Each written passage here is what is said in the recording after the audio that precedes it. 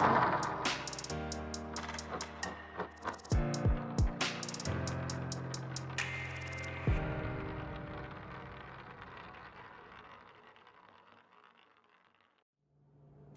عليكم ورحمة الله وبركاته. So dhawaada qof kasteeto waa Kayton Yara, little bit of everything is so dhawaada. Welcome everybody, this is Kayton Yara's channel. maanta waxaan sameynaynaa walaalayaal kareemo. So marka waxaan gula soo fijeeyay cilaan group baan nahay, cilaan challenge la sameynayaa. So simply hindi oo cilaanka barto channelkeeda anaa meesha kusoo dhigi doona ayaa waxay tiri waxaad ku baran kartaan ama kareemo ama cilaan inta maalin kasta cilaan qasi lahaydeen. So maadaama aan kareemo aniga aan guriga ku samaysto aan banaanka ka soo gadinin, waxaan rabaa maanta inaan tuso sidaan u samaysto. qaarna cilaanka u samaysanaya, qaarna anaga isticmaalanay ilmahayga ayaa guriga ku isticmaalayaan. So marka waxaan rabaa inaan tuso sida aan u samaysto. So marka waa kana igula soo dhawaada. And welcome everybody. So today I'm doing we're doing a challenge, for a henna challenge.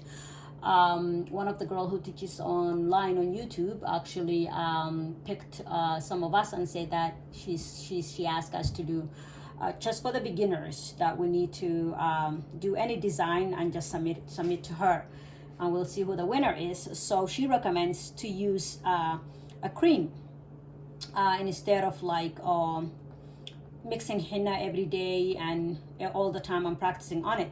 So I'm actually using so this recipe is inspired by, this recipe is from Humble Bee and Me. Marie, thank you so much for making it so simple. It's just 4 ingredients, and she's awesome. She is the queen of DIY. So check on her channel keeda soo fiiriya gabadhaas qalaasyan hadda koor ka qaatay macallimiinta wax barbara waayo magaaladeeda degan. Wax kasta oo rabtid kareemayaasha sida loo sameeyo, wax kasteeto wajigo timaho wax kasteeta samaysaa. So marka soo dhawaada. So marka waxaan haystay halkan waxaan ku haystay. So I have my water. I've already put it here. So I'm doing 200 batch recipe. And 100 batch I'll be practicing with the henna, or 50, and then the rest I will be using for my family. So I have about 16 grams of oil here, and I will put it here, the oil phase. And I've already actually mixed it, the water phase. I'm sorry, I should have shown you guys that. I wasn't thinking. I mixed 16 grams of vegetable glycerin. I'm using this from New Direction, and the oil I am using avocado oil also from New Direction. So vegetable glycerin ka biyuhu aadaya. So kareem markii la sameeyna waxay kala yihiin biyo iyo saliid. And I'm sure all the formulation of the people who follow Marie knows that. I do have some oil left here. That there's the oil phase and the water phase. So vegetable glycerin I'm using 16 grams. And then I'm using 16 grams of oil, olive oil, and then I have my emulsifying wax. And so halkan waxaan ku haystaa wala mujada cool bay u eg tahay. Geedan waxa weeye biyo iyo maaragtay saliid ma la isku dari karo. way kala go'ayaan. Hada markaad dadku markay mayonnaise samaysanayaan ama salad samaysanayaan, salad dressing ko kale waa arkaysaa sida hada biyaha iyo saliidda isku dartay sida u kala haraan. So marka waxa isku dhajinayo oo kareemka ka dhigayo waa geedkan. Iyagu badan baa kala nooca jira, hoos baan ku soo qori doonaa. Kan waxa la dhahaa emulsifying NF baa la dhahaa, Polar Wax baa la isticmaal karaa, way badan yihiin. Laakiin oo kan baan haystaa. So halkan 6 gram baan ku haystaa. That's 6 grams. So in Marie's recipe it was light. The lotion is runny. So I'm hoping by adding 8 grams of mango butter. I don't have shea butter. Usually I use shea butter, but shea butter is good. I'm using 8 grams of mango butter. So that is our oil phase, and this is our water phase. So halkan waxaan ku darsaday butterka cambahan haystaa, mango baan haystaa. laakiin anigu badanaa shea butterkaan isticmaalaa. Shea butterka waxyaalo badan buu fiican yahay. So hadda waxaan sameynaynaa labadan ayaan biyaha soo kululeynaynaa. Anaa intusaaya biyaha markaan soo saaro. وإن إلا أنت وكان وكذا لا بيهنا أي لا كركران هادو تامر كسكو حضرنا وقصينا. So we're gonna go do this our water bath. So I can water bath keni wala layal. This is a water bath. So until the whole oil melts and this and then haduto biyahan qaadaya saliidan ku dhex daraya ana intu sidonaya. So waxay qaadanaysaa dug 20 daqiiqo camal. Should take about 15 to 20 minutes, maybe 20 to 25. Yeah, so inta kasoo dhalaalayaan ayaan waxyaalahaygii kala sii diyaarsanaya, caagan ku shubi lahaa iyo waxyaalahan ku samaysan lahaa. So waa kuwana waa noo diyaar. Saliidani biyaheeni way soo karkarsameen. Hadda marka intu saaya so marka biyaha ayaa saliida ayaa biyaha ku shubaysa ya. It was ready.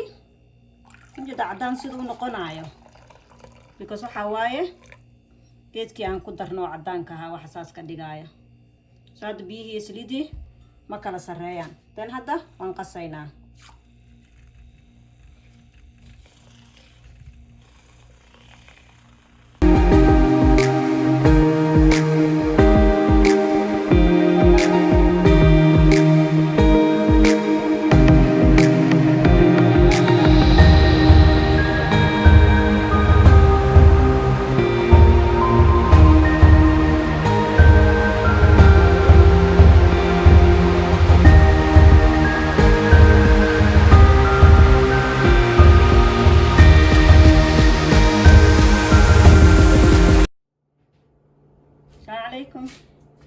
So marka waa kana. See our cream is started to thicken. Xogaa creamkeenu waa kasa bibiya damaha uu adkaaday sidaan u qasaayay. So hadda waxaan samaynaynaa biyo meel ay ku jiraan bacteria lagama waayo. So waxaan ku daraynaa geed oo preservative ka bacteria ka ilaalinayay. Ani waxaan isticmaalayaa liquid germ plus and up to fina isticmaali kartaa. أنا سوق لنا ماشة.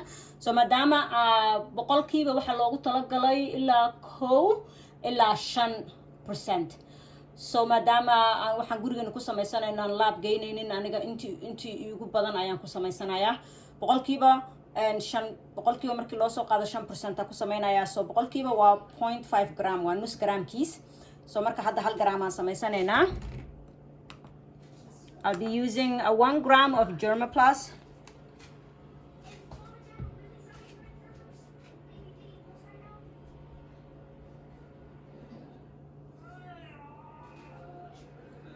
And that's 89.89. Yeah. So kareemka xoogaa inta ku shubaya faacana ugu qasaa.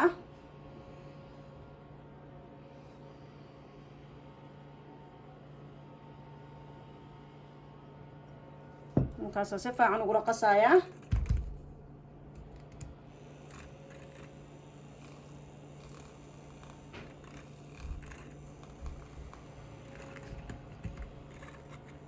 marka kaasa hadda colorkeena ku darsanayna.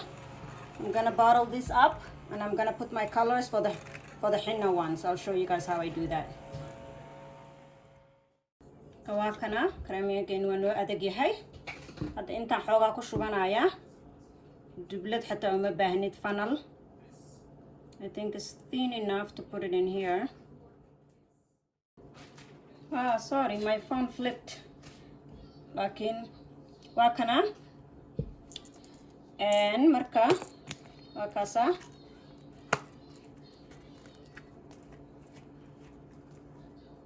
inuu kan yahay.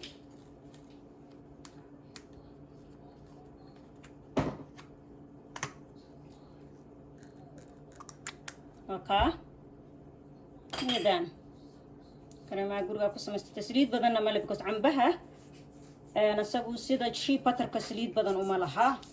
Marka maadaama geedkan ugu talagalay cilaani waxa sidaas waan ugu darsan. But the shea butter is more moisturizer. So waa kaasa.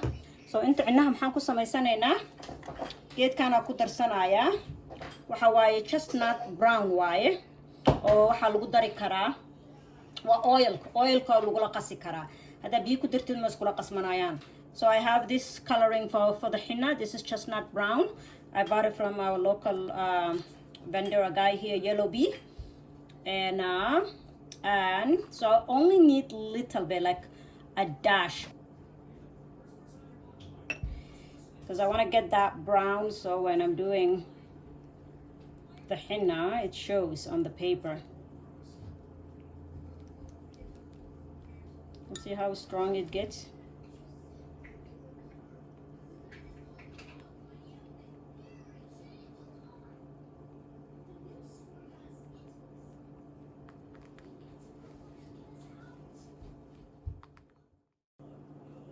So wakana, this is our little brown version cream, and I'm going to use this for I'm using an color applicator bottle. Dhaladana ku shubanaya dhalada loogu talagal colorka in la mariyo. I hope ayadana inay ka soo baxdo cilaanka dhowto. Inta dublad looma baahno. Waxaan raadinaynana waa saas. And this is what I was actually looking for, this consistency. Tana ahayd waxaan rabay inaan dublad loo baahnayn oo ku shubi kartid.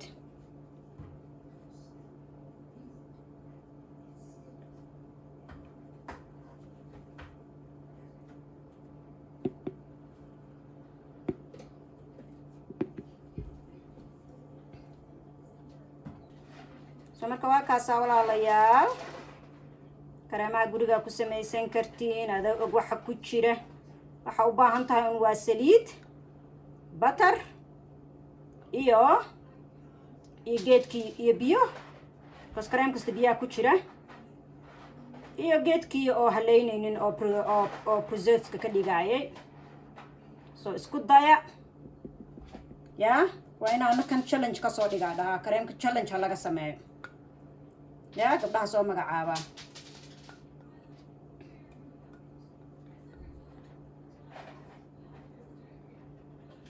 And I'm gonna see how will this look.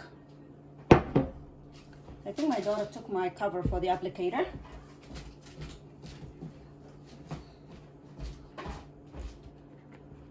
It's right here. Makana furki. Yeah, ilanka ku barbarana. Then aragna soo noqday.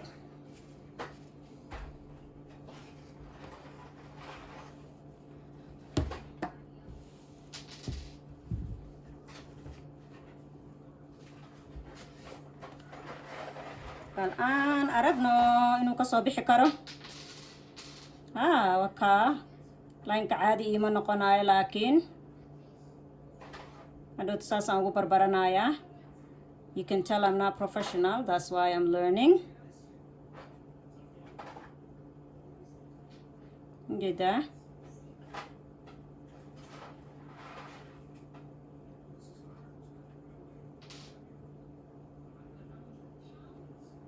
And there is my henna design that I want to do.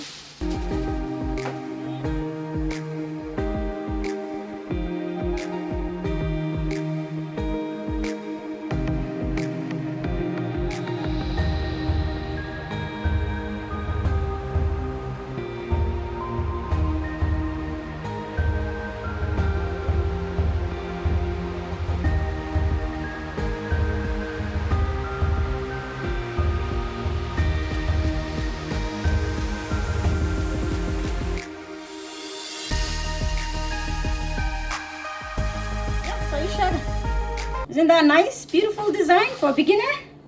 Yeah, please like, subscribe. Wakana, normal moisturizer. Wakana, kian inaka kubabaranayay. Yeah, this will be my practice for the henna. And this is, we'll just use it for our daily moisturizer. So thank you so much. Walalayashay, please like, share. And I know this video is long, but thank you for your patience. And waka sa walalayashay, so dawada. Assalamu alaikum wa rahmatullahi wa barakatuh.